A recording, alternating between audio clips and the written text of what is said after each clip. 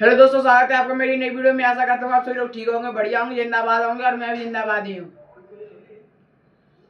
तो आज हम अपनी इस वीडियो में संविधान का पहला भाग संघ और राज्य क्षेत्र लेकर आए हैं, जिसमें अनुच्छेद 4 का उल्लेख किया गया है। उनको आज हम पढ़ने वाले हैं, उनके बारे में पूरी जानकारी लेने वाले हैं। भारतीय संविधान का प्रथम भाग भाग 1 संघ एवं उसके क्षेत्र। भाग 1 संघ एवं उसके क्षेत्र। संघ के बारे में बताया गया है और उसके क्षेत्रों के बारे में बताया गया है। अनुच्छेद 1 से 4 तक पहला भाग अनुच्छेद, पहले भाग के अंदर अनुच्छेद 1 से 4 तक आते हैं। तो अनुच्छेद नंबर 1, अनुच्छेद 1 में क्या है? भारत राज्यों का एक संघ है।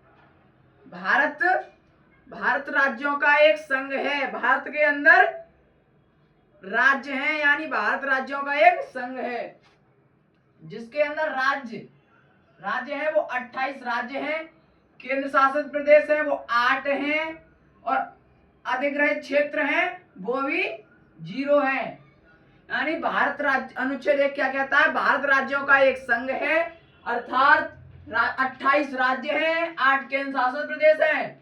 और अनुच्छेद 2 नए राज्यों को शामिल करने की शक्ति। अनुच्छेद 2 क्या कहता है? नए राज्यों को शामिल करने की शक्ति देता है। अनुच्छेद 2 नए राज्यों को शामिल करने की शक्ति देता है।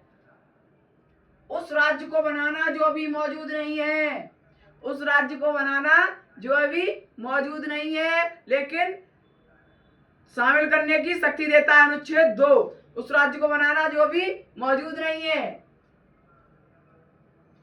अनुच्छेद 3 क्या कहता है? यह संसद को शक्ति देता है। कौन कौन शक्ति देता है? 4 प्रकार की शक्ति देता है। ये संसद को 4 प्रकार की शक्ति देता है। कौन कौन सी देता है? नए राज्य का निर्माण करना। नए राज्य का निर्माण, पहली शक्ति, पहली नंबर 1 नए राज्य का निर्माण।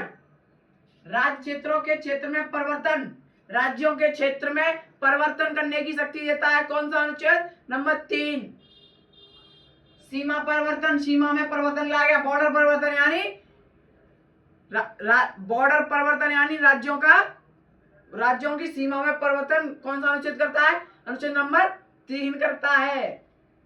राज्य का नाम परिवर्तन यानी राज्य का नाम परिवर्तन, राज्य का नाम भी परिवर्तन करने की शक्ति कौन देता है? अनुच्छेद नंबर 3 देता है। राज्य के नाम परिवर्तन करने की शक्ति। तो क्या होगा? नए राज्य का निर्माण, नए राज्य के निर्माण करने की शक्ति अनुच्छेद नंबर 3। राज्यों के क्षेत्र में परिवर्तन करने की शक्ति अनुच्छेद नंबर 3। सीमा परिवर्तन करने की शक्ति अनुच्छेद नंबर 3। राज्य का नाम परिवर्तन करने की शक्ति अनुच्छेद नंबर 3। अनुच्छेद 4 में आ जाओ। यह ये बताता है कि अनुच्छेद 2 और 3 को लागू करने के लिए संसद को साधारण बहुमत की जरूरत है, न कि संविधान संशोधन की। अनुच्छेद 4 क्या बताता है? अनुच्छेद 4 यह बताता है कि अनुच्छेद 2 और अनुच्छेद 3 को लागू करने की शक्ति, लागू करने के लिए संसद को साधारण बहुमत की जरूरत है। संसद को साधारण बहुमत की जरूरत है, ना कि संविधान संशोधन की। संसद को साधारण बहुमत की जरूरत है, ना कि संविधान संशोधन की। जो आर्टिकल नंबर 4 बताता है। आर्टिकल नंबर 4 क्या बताता है? अनुच्छेद 2 और 3 को लागू करने के लिए संसद को साधारण बहुमत की जरूरत है, ना कि साधारण बहुमत की जरूरत है, ना कि संविधान संशोधन की। तो भाग 1 क्या है? संघ एवं उसके क्षेत्रों के। भाग 1 में संघ एवं उसके क्षेत्रों के बारे में बताया गया है। अनुच्छेद 1 से 4 इसके अंदर कौन कौन से अनुच्छेद आते हैं? 1, 2, 3, 4। यानी अनुच्छेद 1 में क्या है? भारत राज्यों का एक संघ है जिसमें 28 राज्य हैं और 8 केंद्र शासित प्रदेश है। भारत राज्यों का संघ है, इसमें 28 राज्य हैं और 8 केंद्र शासित प्रदेश हैं। अनुच्छेद 2 नए राज्यों को शामिल करने की शक्ति देता है, अर्थात उस राज्य को बनाना जो अभी मौजूद नहीं है। नए राज्यों को शामिल करने की शक्ति देता है, उस राज्य को बनाना जो अभी मौजूद नहीं है। नए राज्य को शामिल करने की शक्ति देता है, अर्थात उस राज्य को बनाना जो अभी मौजूद नहीं है। अनुच्छेद 3 क्या कहता है? यह संसद को शक्ति देता है नए राज्य का निर्माण, यह संसद को शक्ति देता है कि नए राज्यों का निर्माण करने की शक्ति देता है, राज्यों के क्षेत्र में परिवर्तन करने की शक्ति देता है, सीमा परिवर्तन करने की शक्ति देता है और राज्य का नाम परिवर्तन करने की शक्ति देता है। कौन देता है? Article number 3।